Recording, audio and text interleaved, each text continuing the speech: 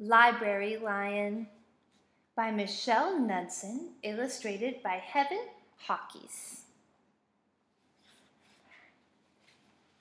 Library Lion. One day, a lion came to the library. He walked right past the circulation desk and up into the stacks.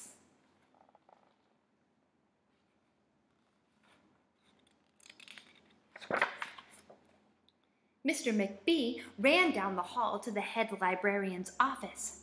"Miss Merriweather," he called. "No running," said Miss Merriweather without looking up. "But there's a lion," said Mr. McBee, "in the library." "Is he breaking any rules?" asked Mrs. Merriweather. She was very particular about rule breaking. "Well, no," said Mr. McBee, "not really." "Then leave him be."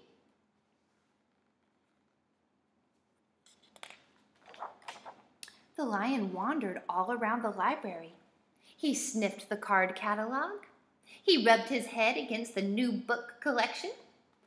Then he padded over to the story corner and went to sleep. No one was sure what to do. There weren't any rules about lions in the library.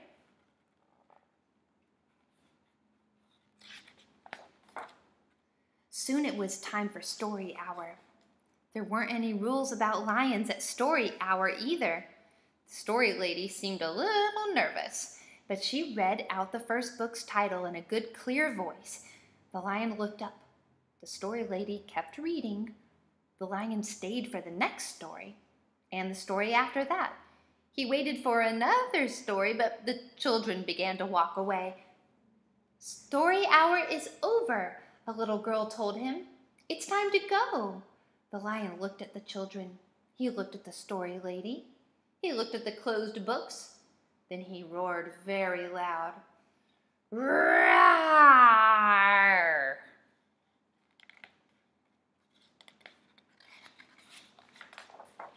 Miss Merriweather came striding out of her office. "Who is making that noise?" she demanded. "It's the lion," said Mr. McBee. Miss Merriweather marched over to the lion. "If you cannot be quiet, you will have to leave," she said in a stern voice. "Those are the rules." The lion kept roaring. He sounded sad. The little girl tugged on Miss Merriweather's dress. "If he promises to be quiet, can he come back for story hour tomorrow?" she asked. The lion stopped roaring. He looked at Miss Merriweather. Miss Merriweather looked back. Then she said, "Yes. A nice, quiet lion would certainly be allowed to come back for story hour tomorrow." "Hooray!" said the children.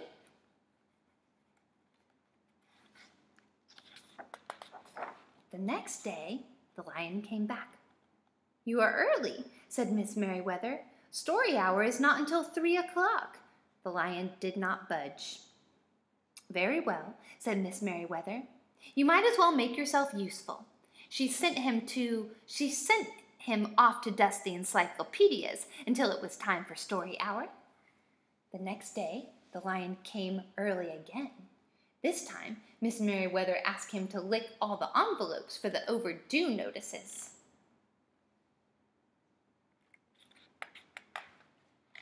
Soon, the lion began doing things without being asked. He dusted the encyclopedias, he licked the envelopes, he let small children stand on his back to reach books on the highest shelves. Then he curled up in the story corner to wait for story hour to begin.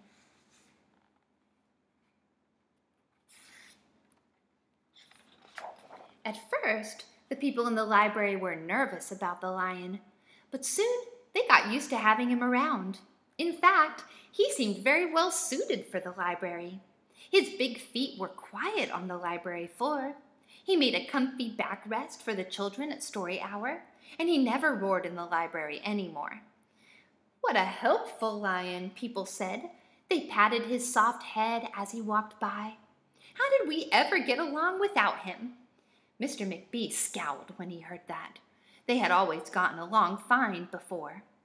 No lions were needed. Lions, he thought, could not understand rules. They did not belong in the library.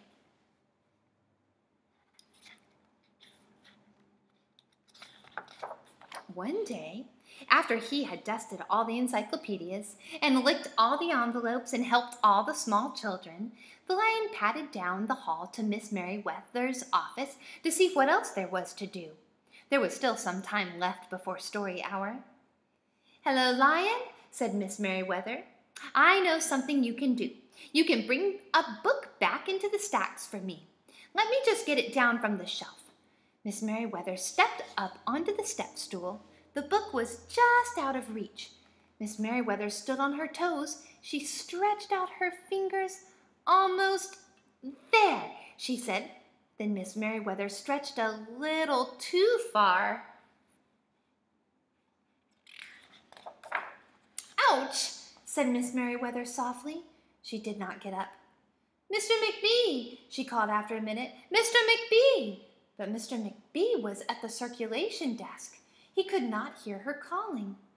"Lion," said Miss Merryweather, "please go and get Mr. McBee." The lion ran down the hall. "No running," Miss Merryweather called after him. He put his big front paws up on the circulation desk and looked at Mr. McBee. "Go away, Lion," said Mr. McBee. "I'm busy." The lion whined. He pointed his nose down the hall toward Miss Merryweather's office. Mr. McBee ignored him. Finally, the lion did the only thing he could think of to do. He looked at Mr. McBee right in the eye. Then he opened his mouth very wide and he roared the loudest roar he had ever roared in his life. Roar! Mr. McBee gasped. "You're not being quiet," he said to the lion. "You're breaking the rules." Mr. McBee walked down the hall as fast as he could. The lion did not follow him. He had broken the rules. He knew what that meant. He hung his head and walked towards the doors. Mr. McBee did not notice. "Miss Merryweather," he called as he walked. "Miss Merryweather, the lion broke the rules. The lion broke the rules." He burst into Miss Merryweather's office. She was not in her chair. "Miss Merryweather?" he asked. "Sometimes," said Miss Merryweather from the floor behind her desk, "there is a good reason to break the rules, even in the library. Now please go call a doctor. I think I've broken my arm." Mr. McBee ran to call a doctor. "No running," Miss Merryweather called after him. The next day, things were back to normal. Almost. Miss Merryweather's left arm was in a cast. The doctor had told her not to work too hard. "I will have to have my lion to help me," Miss Merryweather thought. But the lion did not come to the library that morning. At 3 o'clock, Miss Merryweather walked over to the story corner. The story lady was just beginning a story for the children. The lion was not there.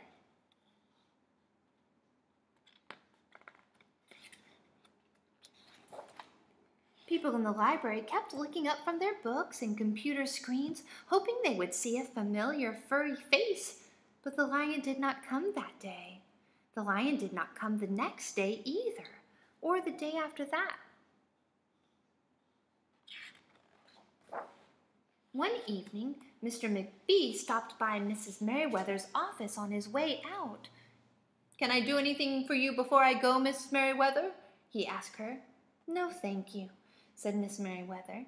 She was looking out the window. Her voice was quiet, even for the library. Mr. McBee frowned as he walked away. He thought there probably was something he could do for Miss Merryweather after all.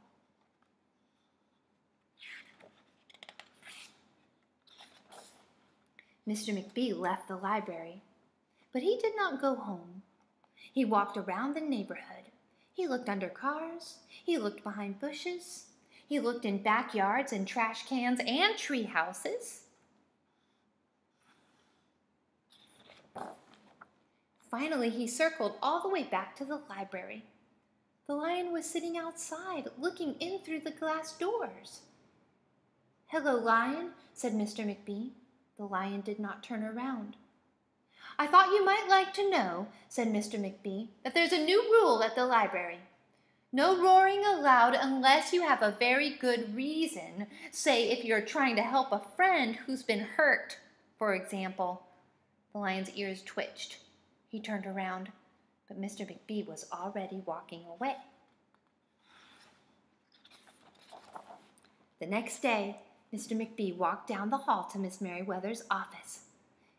"What is it, Mr. McBee?" asked Miss Merriweather in her new, sad, quiet voice. "I thought you might like to know," said Mr. McBee, "that there's a lion in the library." Miss Merriweather jumped up from her chair and ran down the hall. Mr. McBee smiled. "No running," he called after her. Miss Merriweather didn't listen. Sometimes there was a good reason to break the rules, even in the library.